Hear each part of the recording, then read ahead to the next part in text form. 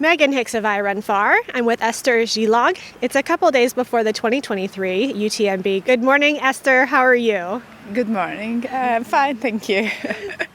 So here we are in front of your second UTMB.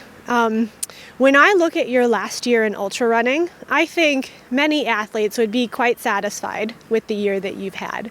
You were 5th at UTMB last year, you were 4th at the Trail World Championships last fall, and you were just 3rd at the Western States Endurance Run in June.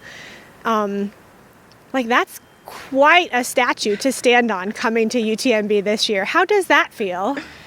Well, I thank you so much. I was very satisfied with my 2022. I look at Western States as already 2023. And I see UTMB like, I'm just really happy to be here and, ready to go and do this very big loop around Mont Blanc. And I'm so happy that, I had a great training block after Western States, which is always like a question, like whether like your body can hold on. So I think I'm just very happy to be here and that my body is strong, feels strong and ready for this new challenge. And for sure, like having done it last year, it gives me like an extra playfulness or an extra challenge, like in a positive way, like what I want to do differently or without taking away that last year. For me, that was a dream race. I was absolutely stunned with the race. So it's nice to be here for sure. Taking 5th at UTMB last year, I mean, there's only a couple ways to get better from taking that. There's 4 positions and then there's a little bit faster running. I mean, but everybody thinks about what we all think about, like what you did during the race and how you can improve upon that. So let's talk about that for a moment. When you look back at last year, what do you think are the things you executed the best, and what are some things you're thinking about for this year? Yeah, I think I understand, like there are only 4 positions in front, but at the end it's always your own race. And as you said, like what I did and what I want to change in that, and it doesn't matter at what position it takes me or what will be my time. It's more about the journey, because it's always the journey that has to be the most important thing, and then the result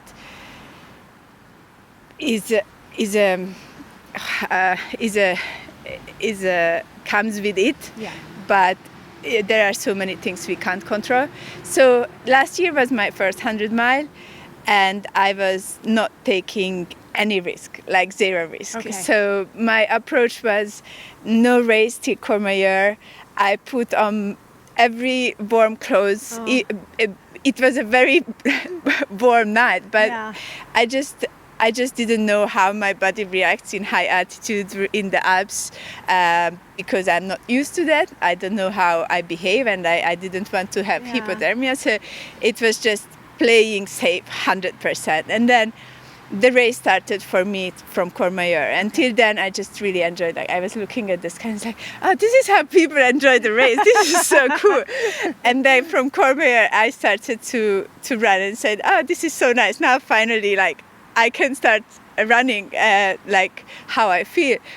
And it was really a dream race because I had no difficult moments, and I was able to eat throughout the race, and I was just happy. Like it was a really nice day, and I was able to arrive, I think, with too much energy. So for sure, like that is what it for me. It's a learning experience, like life is a learning experience, but also trail running. Like every race, it gives you a new opportunity to improve or to work or to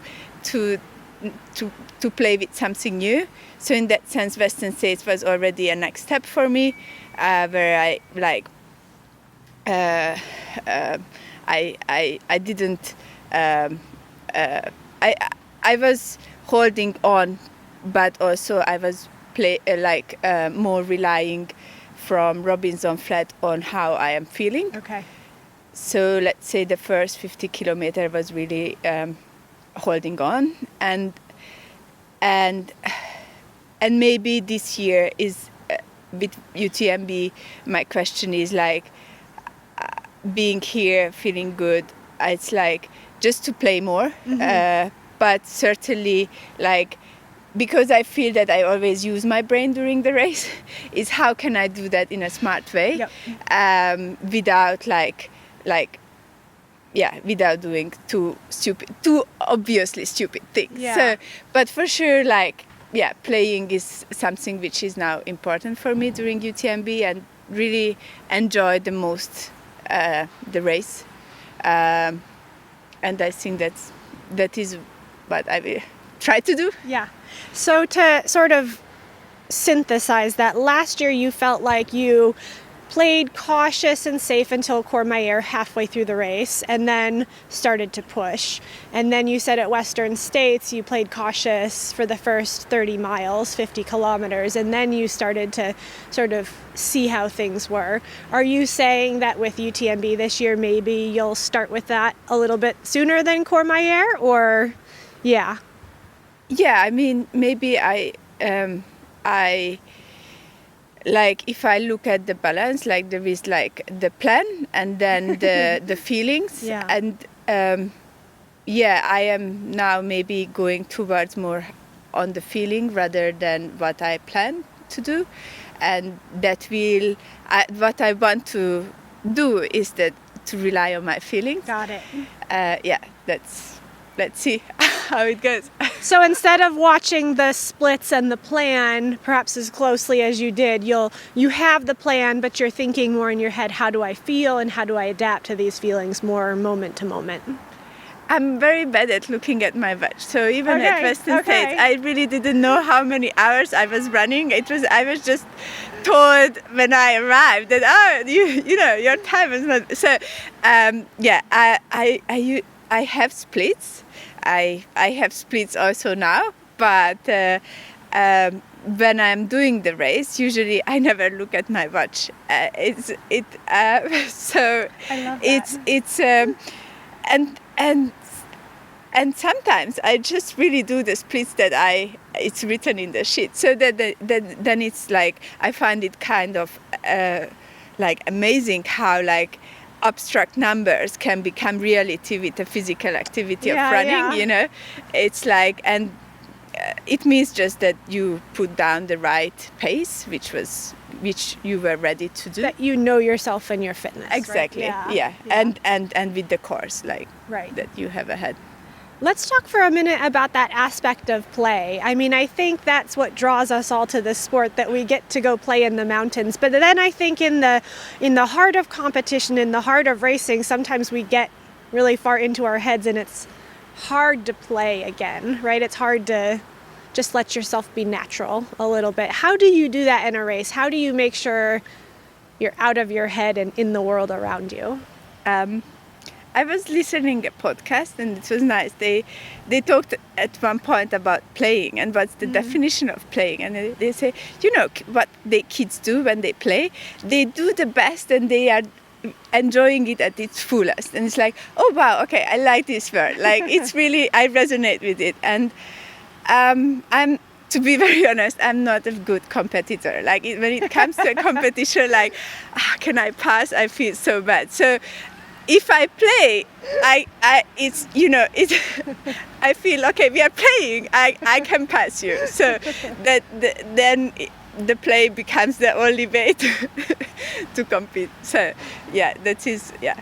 It becomes a helpful mindset for you as a person out there trying to compete rather than competing against. It's more like playing with people out there. Exactly. And also I think, we, like, just as at Western States, like, we were pushing each other. So it was a really positive play, because what was the outcome is that everyone ran its best. And, so then it's so good to play together.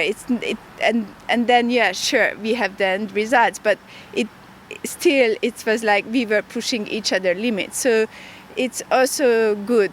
And on the other hand, like it's always to do your own race, but within your own world is also a good thing to do it with other people and be in that coordination or constellation. Yeah.